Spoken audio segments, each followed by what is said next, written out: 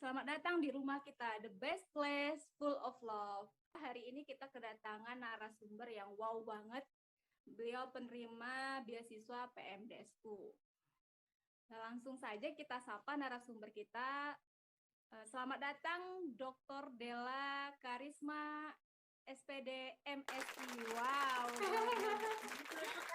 Masya Allah, setelah berapa tahun ya, Tan?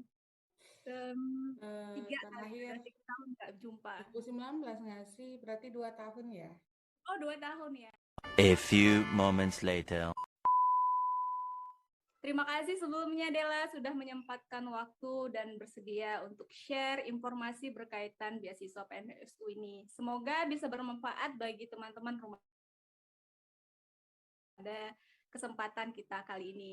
Well, mari aja kita langsung kulik nih berkaitan beasiswa PNSU ini. Sebelumnya, tak kenal maka tak sayang, mari kita kenalan dulu dengan narasumber kita ini. Del, mungkin bisa diperkenalkan dulu dirinya. Oke, nama saya Della Karisma dari Aceh. Sekarang usianya 27 tahun. Apa aja nih yang harus diperkenalkan? Boleh mungkin kemarin S1-nya di mana, Del? Oh iya, dulu saya S1-nya di Unsia, jurusan FKIP Kimia, terus lanjut PMDSU ke IPB, S2-nya di MIPA Kimia, terus S3-nya ke PSL, Pengelolaan Sumber Daya Alam dan Lingkungan. Tuh. Oke. Jadi Uh, belok-belok. banyak ya yang dikunjungi. Iya. Banyak ilmunya jadinya. Oh, oke Del, sebelumnya kita pengen tahu nih, mungkin banyak teman-teman di luar rumah kita yang saat ini menyaksikan rumah kita yang belum tahu nih apa sih itu beasiswa PMDSU. Lalu Hmm. mungkin bisa diceritakan apa beasiswa PMDSU, lalu apa sih bedanya sama beasiswa-beasiswa yang lain? Ya, oke. Jadi PMDSU itu singkatan dari Pendidikan Magister Menuju Doktor untuk Sarjana Unggul. Nah, beasiswa ini baru ada dari tahun 2013 sampai sekarang. Nah, yang membedakannya itu ini semacam fast track gitu ya, Tan. Kalau di beberapa perguruan tinggi kan ada program fast track S1 ke S2. Nah, kalau ini fast tracknya dari S2 ke S3. Jadi kita kuliah selama 4 tahun, di situ S2 dan S3-nya sekalian gitu. Hmm, Secara Del, singkatnya seperti itu. kalau misalkan normalnya S2, S3 itu mungkin pada juga belum tahu nih. Emang itu kalau kecepatan fast track-nya 4 tahun, normalnya berapa biasanya S2, S3? Biasanya kan S2 itu 2 tahun, ditambah S3 3 tahun, jadi kita hemat setahun gitu. Tapi kan jarang ya orang dari S2 langsung S3 tanpa jeda kan. Biasa kan Hmm. nyari beasiswa lagi gitu. Jadi Jadi kita satu kali lamar mempersingkat waktu. beasiswa langsung ya ke cover S2 dan S3. Betul. Wow, amazing. Kelebihannya di Lalu situ. kalau dibandingin dengan biaya yang di cover nih, bedanya dari beasiswa lain kan ada LPDP mungkin yang sudah sangat familiar bagi yang lulusan S1 ya. Kalau yang Mm-mm. PMDS Uni apa ya? Yang di cover apa aja?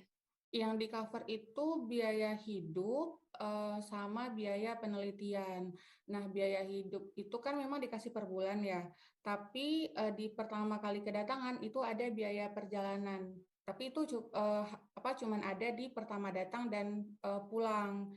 Terus ada uang buku sekali sama tiap tahunnya ada duit penelitian gitu. Kalau setahu saya LPDP kan kalau kita mau misalnya ikut conference atau apa, kita kan mengajukan lagi kan. Nah, kalau ini dia udah cover dalam setahun tuh dia udah kasih sekian, nah di situ semuanya. Jadi tergantung penelitiannya. Kalau penelitiannya misalnya nggak banyak habis apa biayanya, itu bisa tercover semua. Tapi untuk penelitian lapang kadang-kadang itu juga bisa kurang gitu. Ada plus minusnya juga.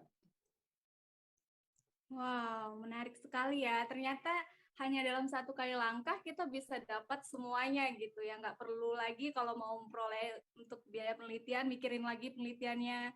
Jadi Iya, benar-benar ke cover semua ya, biaya hidup, lalu kemudian juga riset yang biaya akan dilakukan. penelitian. Terus juga ada Bahkan ini. ada biaya transportasi ya. tadi Gimana? dibilang tadi. Biaya transportasi ada untuk pertama kali kedatangan dan pulang, terus uang buku sekali. Nah, lebihnya lagi di PMDSU itu ada namanya program sandwich. Jadi kita nanti penelitiannya itu ke luar negeri, biasanya selama 6 bulan. Itu juga di cover. Nah, kebetulan di tahun saya karena COVID di batch 3 itu ditiadakan gitu. Tapi biasanya ada itu kita bisa memilih tempat penelitiannya, negaranya itu tergantung dari dosennya punya relasi di mana. Itu bebas sih. Jadi walaupun kita kuliahnya di dalam negeri, kita juga punya kesempatan untuk apa ya, untuk sekolah di luar gitu. Tapi memang nggak lama. Wah, jadi ngiler nih pengen beasiswa PMD. Iya Teman-teman daftar. mahasiswa juga Iya soalnya ini jadi juga jarang orang tahu kan beasiswanya gitu. iya. Padahal udah lumayan beberapa batch nih gitu. Tapi yang daftar kadang-kadang memang masih sedikit. Hmm, apa mungkin karena syaratnya susah ya, makanya dikit yang daftar. Emang kalau boleh tahu Mungkin syaratnya apa aja ya? syaratnya untuk syarat awal itu IPK. Jadi jadi dia tuh ada hubungan antara akreditasi kampus dan IPK si pelamar, IPK-nya mahasiswa. Kalau misalnya akreditasi kampusnya A, kita boleh mendaftar dengan IPK 3,25. Misalnya kalau B itu 3,5, kalau C itu kita harus mendaftar dengan IPK 3,75. Jadi memang beda-beda. Saya kurang tahu apakah sekarang masih begitu atau sudah berubah. Tapi terakhir kali tahu itu masih berlaku. Nah, itu syarat pertama daftar nih. Syarat kedua itu usia, nggak boleh lebih dari 24 tahun. Nah, jadi memang betul-betul untuk fresh graduate harus gercep. Jadi di tahun akhir itu udah harus cari-cari informasi tentang beasiswanya.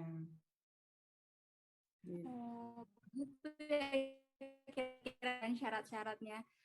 Kalau boleh tahu nih langkah-langkahnya biar bisa ikutan beasiswa ini bagaimana ya? Apakah kita harus mendaftar dan mengikuti asesmen seperti LPDP atau bagaimana? Bisa diceritakan? Oh, oke. Jadi memang ini tidak ada asesmen khusus dari pihak Diktinya, kan ini dari Dikti ya. Kalau misal PDP kan dari Kemenku gitu. Nah, yang perlu kita lakukan itu ada mendaftar ke perguruan tinggi dan ke promotornya. Jadi biasanya mereka tuh bareng-barengan gitu bukanya Tan, sekalian pembukaan pasca sarjana di tiap kampus. Nah, kita cukup menghubungi promotor yang ingin kita tuju. Soal tes itu tergantung dari promotornya mau nguji kita kayak gimana. Bisa berdasarkan berkas yang kita kirim, misalnya dari CV, terus dari publikasi, atau mereka melakukan wawancara via telepon atau Skype, atau Zoom mungkin sekarang ya. Atau bisa jadi mereka minta ketemu, jadi kita kayak presentasi proposal. Nah, saya kan daftar nih bareng teman ya.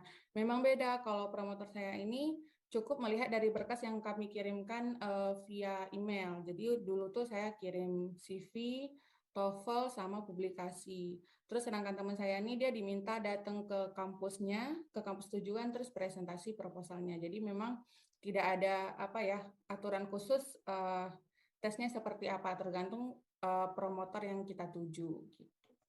Oh, begitu. Berarti kunci untuk kelulusan beasiswa ini bagaimana kita memilih promotor yang tepat dan menilai peluang nih apabila kita pilih Iya, promotor ini, benar. Jadi istilahnya beliau butuhnya yang gimana? seperti apa gitu ya.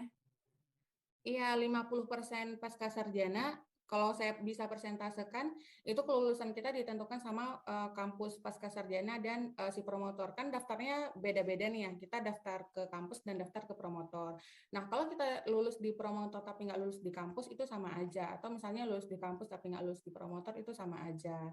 Nah, kalau dulu tuh saya kabarin ke bapaknya, oh kalau saya udah lulus ke paskanya kan, jadi saya bilang, Pak, saya udah lulus nih di paskanya, alhamdulillah, jadi tinggal nunggu pengumuman dari beasiswanya. Terus kata bapaknya, oh iya data kamu sudah saya kirimkan ke Dikti, ditunggu aja ya gitu.